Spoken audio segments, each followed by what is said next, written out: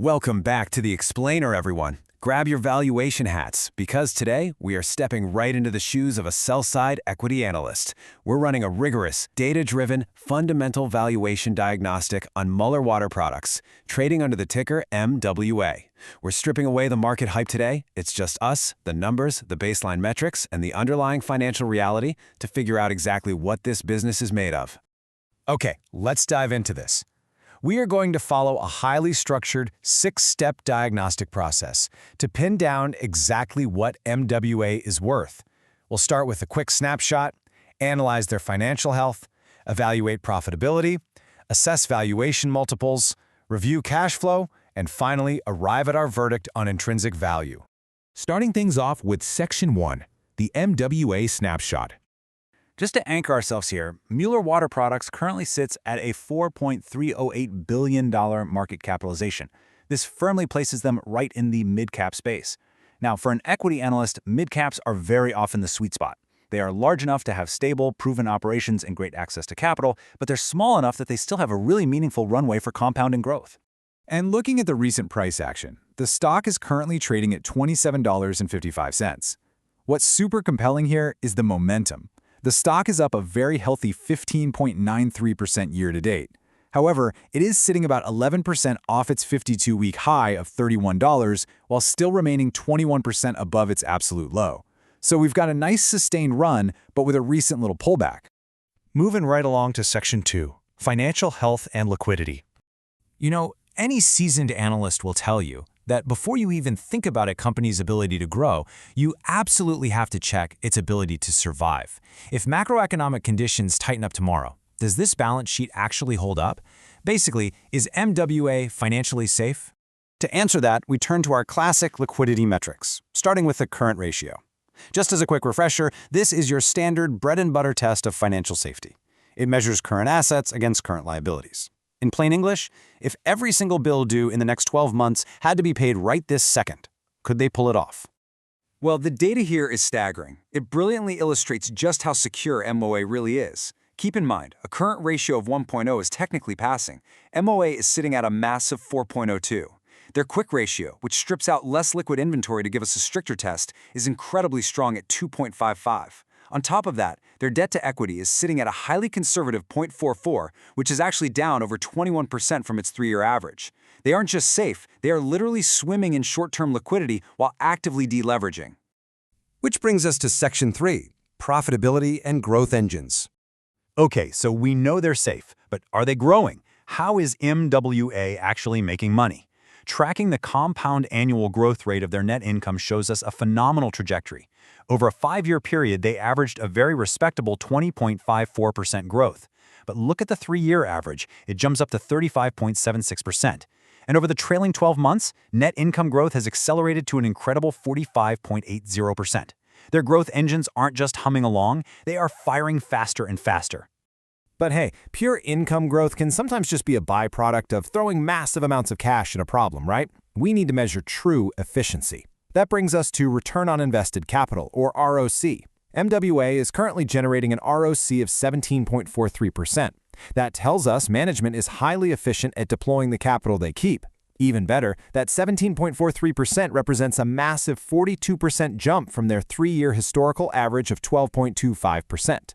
They are squeezing significantly more value out of every single dollar they reinvest back into the business. And digging into their margins, we have a gross profit margin of 35.85%, which is solid. The net profit margin sits at 11.69%. Now, at first glance, nearly 12% net margin might seem fairly standard for this sector. But here's the crucial takeaway. That 11.69% actually represents a 55% improvement over their own 3-year average of 8.92%. They are achieving incredible operational leverage. As their sales increase, a much larger chunk of that cash is flowing straight to the bottom line. Let's pivot to Section 4, Valuation and Multiples. We've got a fortress balance sheet and incredibly efficient growth. But listen, exceptional growth is only a great investment if you don't overpay for it. We're going to start valuing this with the PEG ratio. For an analyst, this is the ultimate bridge between the price tag you're paying today and the growth speed you are expecting tomorrow. Generally speaking, a PEG ratio around 1.0 is considered fair value. Anything below that suggests you might be getting growth on the cheap. So get this. MWA's PEG ratio is an astonishing 0.47. Really let that sink in. Not only is it well below that 1.0 fair value mark, but this 0.47 is down over 42% from its own 3-year average. For anyone doing a valuation, a PEG ratio this low on a highly profitable company is a massive flashing indicator that the market might be seriously underpricing their future earnings potential. Now, when we break down the traditional multiples, the picture gets just a bit more nuanced. The price-to-sales and price-to-book multiples have expanded slightly compared to their 3-year averages, up about 16% and 2.5% respectively. But look at the top-line metric. The price-to-earnings ratio sits at 21.87. Because their net income has grown so explosively, the PE ratio is actually trading at a 15% discount to its historical norm. You are literally paying less for their earnings today than you have on average over the last 3 years. Let's move on to Section 5, Cash Flow and Dividends. Earnings on a spreadsheet are fantastic, but they don't pay the bills. A company that pays a dividend is great to see, but as analysts, we always have to ask the hard question. Is that dividend actually sustainable, or are we looking at a yield trap just waiting to be cut?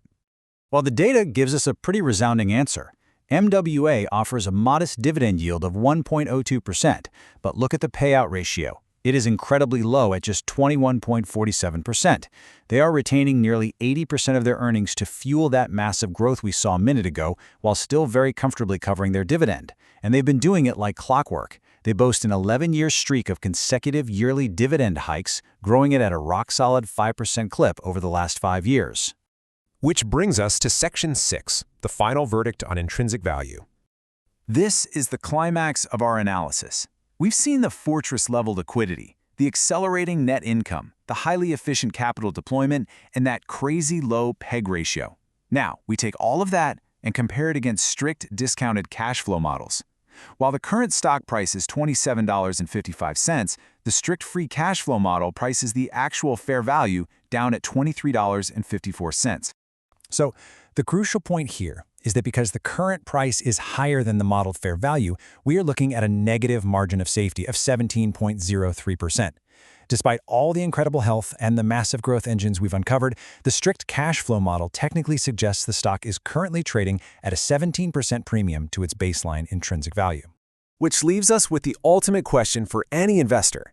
Mueller is a remarkably healthy business. Their margins are expanding beautifully, and their earnings growth is accelerating at a staggering pace.